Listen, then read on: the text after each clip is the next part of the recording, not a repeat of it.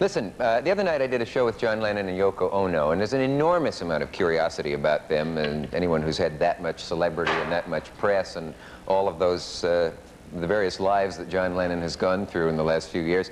And a lot of people were curious about Yoko. And we taped a show with them, and it was going so well, and the audience had a lot of questions they wanted to ask them that we went on, and there were some other segments too. This is one that was not in the show. It's just a segment. It isn't the questions, I don't believe. But later, John answers some questions about his songwriting and the rumor that Paul was dead, and an interview in the Village Voice that made him angry. But as we came out of the segment that you won't see into the one that you will now see, I had just been talking to Yoko about the people in the black bags. This was an idea that she had. They once gave an interview in black bags and freaked out the press. Freaked out is an expression John doesn't use. I thought that was one of the refreshing things about him, is he doesn't use all of those tired old vocabulary words like that. But anyway, here again are John Lennon and Yoko Ono, or Yoko Ono and John Lennon. 6 seconds, or John Oko and Yono Lennon. Here they are. Okay. Yoko, is there anything that I didn't grasp about the bags? No, I was just saying that I stood in Trafalgar Square in London, you know, wearing that bag before I met John, and I was thinking that if everybody wore this bag, then there wouldn't be any racial war, things like that. In those days, I was sort of really a bit obsessive about things like that, and thinking, oh, well, I should go, you know, in front of White House or something and wear a bag, and if I get shot or something, maybe the whole world would become peaceful, you know, somebody has to, or whatever, you know, things Another like that. crazy idea was if all the world leaders just before they met took their trousers down, you know, for the peace meeting, they might have a peace meeting. Or if all the soldiers before they charge have to take their trousers down, you see. Nobody could fight in that situation. That's right. Well, it would work. I had seriously thought of, before my face was known to a lot of people like it is now, I used to think, you know, the days you want to go out of the apartment or the house, but you don't want to run into anybody or talk to anybody. And I thought of wearing a sack over my head, just with eyes in it. I don't know why people don't do that. But you can't. I found out it's illegal. To wear a bag? It's illegal to appear masked in public. I was told. We've got some great footage in the film. I have a mask now. You have a mask now? We've got great footage in our film we're just making with a man in a bag wandering all over London, you know. And most people don't take any notice of him. He's just walking around. It's fantastic. Yeah, there's another old bag walking. Some people have made a profession of it. I've seen two Sachs doing comedy show on TV in America, and she was doing this in '61. The first bag event was done in '61, and since I've seen people, it's like there's a comedy team in America that wear Sachs. Who appear in Sachs. Yeah. There's some that have been asked to. What was it the man yelled at in the audience in the Eamon Andrews show in England? I read several clippings in your album called Wedding. It said there were letters to the London Times and other papers saying, thank God someone in the audience finally yelled out to John Lennon what we've all been wanting to say to him. And then with excellent British reporting, they didn't tell what it was. Oh, I don't know what it was. We went on this show. About that show, you know. It was a terrible show. Eamon Andrews, who's very nice, is the compere of the show. We went on. And then suddenly, we were doing a peace campaign, and suddenly the audience started shouting all sorts of abuse at us, you know. And we were thinking, what's going on? You know, it's like now, we're just talking, suddenly the audience starts shouting, get your hair cut, and you know, long hairs, go back to where you came from, all that kind of jazz, you know. And they were shouting, the Yehudi Menyon was on there, we're discussing peace, and Yehudi Menyon goes, sometimes it is necessary to kill.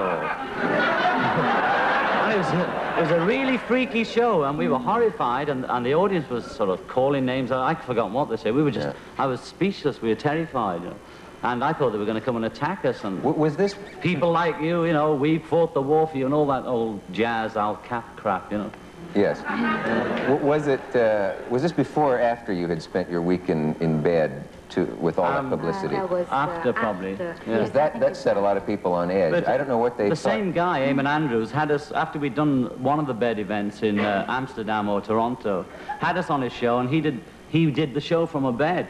So he was nice, you know. He said, well, you know, he thought we were genuine in our demonstration for peace, but a lot of people say, well, we don't want you to demonstrate for peace that way. We want you to do it our way. You know, that's what usually upsets people. But we're individuals, and we like to do things that are more conceptual than anything else, you know, where the idea is more important than whatever you're doing or the painting. And that's how we like to do things, so we don't fit into most people's bags. So to speak. Well, nobody should fit into anybody else's bag, you know, we should all have... All have our own bags, you know. You know. But you know that when you did that week in bed, Yeah. I don't know if everyone still knows exactly what happened. I'm sure people think that tremendously lurid things took place, and the press was, I think, expecting... But the first time we did it in Amsterdam. You see, we were getting married. We knew we were going to get married, and we knew we were going to get chased by the press. And Yoko had always been doing things for peace. All her work was like she said she'd been standing in Trafalgar Square, and she'd done lots of different things for peace as an individual. And when she married me, I said, look, I'm not going to stand in Trafalgar Square. I'll get slaughtered, you know. So she wanted to work for peace. We had to sit around and think of something we could both do together. We were going to get married, and we knew we'd just seen Jackie Onassis and whatever, you know, Aristotle and that. And all the chasing, and we're not as big as them, but all that chasing that they had, and they couldn't get away. Even with all those millions, he couldn't get away. So we thought, hey, we're going to be chased. So let's invite them round, you know. Let's use this occasion, instead of just saying, oh, whoopee, John and Yoko got married, the front page. What? There's no news in that. Let's use this, that we're going to be in the papers, let's use this space and just say peace instead. So what we did was we invited them to our so-called honeymoon. And they all thought we were going to make love in bed, you see, and all the press from all around the world came, and we opened our helpers opened the door, and they fighting to get in, you know, like this with the cameras. And then their faces dropped, and we were sitting like angels saying, hello, peace, brother. And all their faces dropped, and we were just in bed. And we thought it was a great practical joke that most of the world's headline newspapers, especially the European and British, was, married couple are in bed. Whoopee. It makes a change. It's a novelty. Yeah. But, you know, I really wonder about that, because we are actually pretty sort of square, nice old couple. I mean, sort of quiet and all that.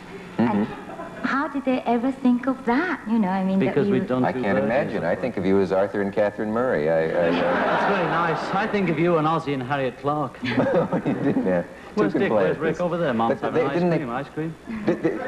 Pardon me. Didn't they get a vice squad out after one city, Amsterdam or somewhere, announced that the vice squad was going to when they heard we were going to close your bed or they something? thought it was going to be all that, you see, because people have such devious minds that mostly sort of have these strange ideas about our life, which is fairly normal, actually, in an abnormal situation.